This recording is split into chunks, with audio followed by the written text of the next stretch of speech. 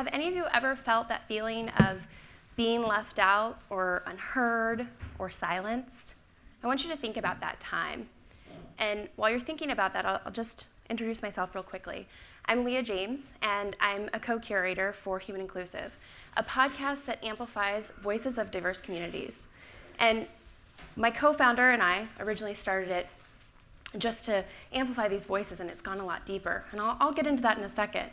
But I'm curious, with you thinking about feeling silenced or unheard or left out, that's why Christopher and I really got into this work, because we all feel that, and we wanted to reduce those feelings. We wanted people to feel more included in the work that we were doing. And in our ability to bring people together, we had to, sorry, I got this. Okay, in doing that, we also had to think about how we did it ourselves, which actually falls right back to the talk that you just heard them talking about their experience doing it together. Christopher and I, my co-curator and I, also had to do the same work, and it was hard. It was a really big challenge for us that stretched us every single day that we were doing this. And it made us think about, we could talk about it, we could preach about it, but it didn't mean that other people could just do it with a snap of the finger if we were having the same struggles and we were talking about it day in and day out. So it never ceases to amaze me, no matter how much we talk about it, how frequent it is that we feel these feelings of being left out, unheard, or silenced. And yet, we ourselves don't take the time to think about our impact on other people or how we've made someone else feel that same way. Have you ever received feedback, like solicited feedback, and felt really defensive after you got that? Yeah? Or what about the unsolicited feedback and then felt really defensive? Yeah, I know I have too. It's normal, it's human. And no matter how much we do this work to create space for other people or make people feel included or talk about inclusivity, we still feel defensive when we hear that we've done something to harm someone else. And that's where it's so important that we're continually thinking about our role in inclusivity and feedback. So last year, when Christopher and I were starting our interviews, we were thinking about how are we going to kick off this podcast? How are we going to launch it and really launch it big in order to make sure that people were listening to learn more about how to include more people? We did several interviews, and we did this one interview with 3 trans women of color. They were amazing. They were doing advocacy work to fight against the discrimination that their community was experiencing, while every day experiencing that same discrimination. That's a lot of heavy work. We knew immediately this was the episode we wanted to launch with. This was huge. People needed to hear this work. It was inspiring and it was amazing, and we learned a lot from it, so everyone else had to learn it too. So of course, after the interview and after the preparation for all of the launch of this episode, we asked our guests, do you have any feedback for us? That's when Hope spoke up. So what I want you to be very cognizant of is the reason or your intention or the reasons for your excitement when you're working on this project, period. I think that it's very important that you understand your main goal, which I believe is honest, and it's about making sure that the stories are heard, but don't lose yourself, as many people do, in the hype of gaining something from the stories of trans people. Right. So that wasn't bad feedback, right? It was actually good feedback for us to think about. But in that feedback, even though it's been monumental and it's shaped the way that we've run interviews since we've received it, we think about how we engage with people, we think about how we're going to run with the episode, we think about how we'll release it and talk about it, all the things. It's shaped everything. Yet, in that moment, I shut down. I welcomed the feedback, verbally welcomed it. I thought I wanted the feedback. I think I always want the feedback, because we don't know what or how we're impacting people until we ask and understand what someone else's experience is. But I physically shut down. As she was talking, my shoulders caved in, my face dropped, and thank goodness we were on the phone because she couldn't see, that I physically unwelcomed her feedback. Now, it's amazing to me that in that moment, as I'm thinking, how dare she? How could she tell me I don't have the right intentions? I don't have good intentions. Of course I have good intentions, and I'm going to have a great impact because this is my goal of the podcast.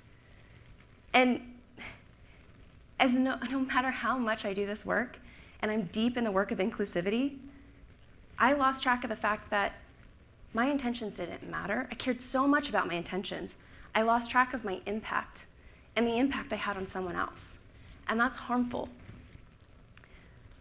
Why is this lesson important? Well, inclusion starts with all of us. It's important because we each have an impact on someone else, and it's so easy to get lost in what someone else is or isn't doing. We forget about our role and what we're doing to block someone else. Through the continued evaluation that Christopher and I have of people entering and exiting teams, we are able to look at how people with different backgrounds are interacting with each other. And we both came to understand that feedback played an important, very important role in how to lay the foundation for inclusion. Through all of that work, we understood that while both actively giving and receiving is important, it was the receiving part that people mostly got caught up on and they struggled with. Well, why is that? We train a lot on giving feedback. We talk a lot about how to give and share that feedback, but not as much on receiving it. Why? Well, we're just listening, right? It's so simple. Not really. Listening and receiving feedback actually takes a lot of humility and a lot of self-comfortability, curiosity, and willingness to learn about ourselves and the way that people see us from the outside in. It's not always the best view, right? It's a little uncomfortable sometimes. Kind of like, you know that accidental selfie that you get from like the chin up?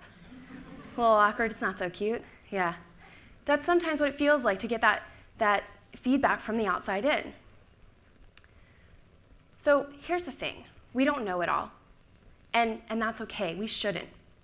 We especially don't know how other people outside of ourselves, especially those without the same lived experiences as us, are viewing or seeing or feeling the things that we do. So we have to welcome that engagement. We have to get more than just a peek behind their lens in order to understand our impact. So if we're thinking about that, I want to walk you through some of the stuff that Christopher and I have done in order to work better together with this receiving feedback piece. And I want you to think about maybe how to incorporate this in your own exercises internally. But I want you also to know that this isn't so easy as just I'm going to implement this and be done. It's not like that. It's not that simple, and that's okay. It's a process, and it's a learning opportunity for you to keep moving forward. So, a few things that we do. We make a very specific ask of the feedback that we want to receive, or what we're looking for. What are we looking to understand? And then we carve out the time to listen intentionally to one another, really hear and understand each other in order for us to grow and absorb it and understand the other person's experience and how we've impacted them. We clarify what we heard to make sure that we really heard what they were saying, that we didn't misconstrue it or get lost in what we were thinking about, because it's so common for us to give space for someone to give us feedback and then lose it as we think about ourselves and we think about what we're going to do and what our response is. We always want to thank the giver. That's really important, because no matter how it feels, it's a gift. They're giving you something for you to grow and be stronger and do more and do better and help and include more people. And then you need to reflect and follow up, because like I said, it's not one and done. Like you heard before me, it's not one and done. It's a continued growth that you have to continue to work on. So I want to pair off. I'm going to do an activity. I know you all have been sitting. It's after lunch. So I want you to turn to your neighbor. Real quick, you have a minute to introduce yourself with your name, where you're from, and a word that you think describes your impact you have on people.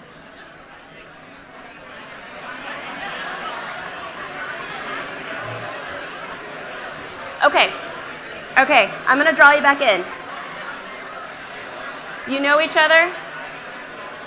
Do you know each other? I'm going to need silence now. All right, ready? You're going to get feedback now. Who's ready? Everyone raise your hand. You ready for feedback? You nervous? Okay, here we go. So I've been invited out to several happy hours and other after work events, and I think that's really good, but really understand, or what I want you to understand is that when I'm not there, it's hyper visible to you because there's only a very small number of Black people that work at our job, right? And I'm the only one that is really in our team. And so when I'm not there, it's visible to you. But really, one of the reasons that I don't go to these after work events is because when I have gone, I don't really feel that I'm included in conversation, or people are really kind of welcoming me in.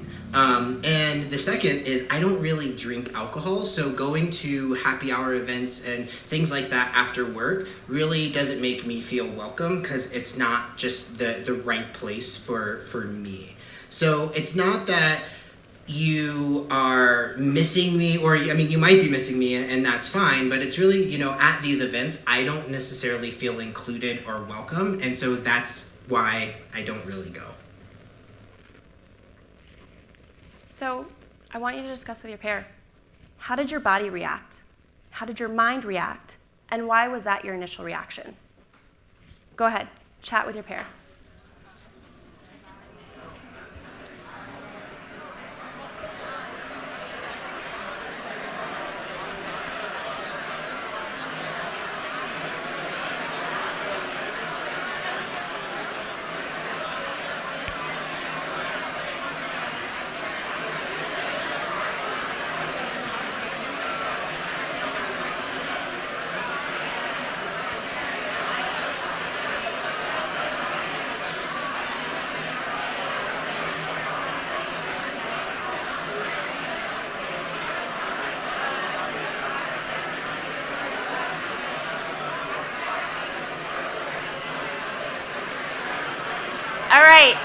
All right, I need everyone's attention. Can I get everyone's attention? Okay, now with your pair, what can you do with this feedback? What should you do with this feedback?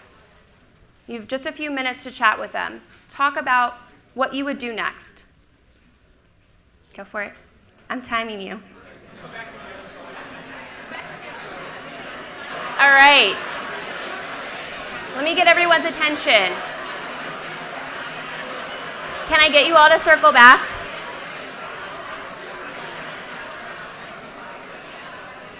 Raise your hand if you're paying attention. Okay, so now I'm curious how that went.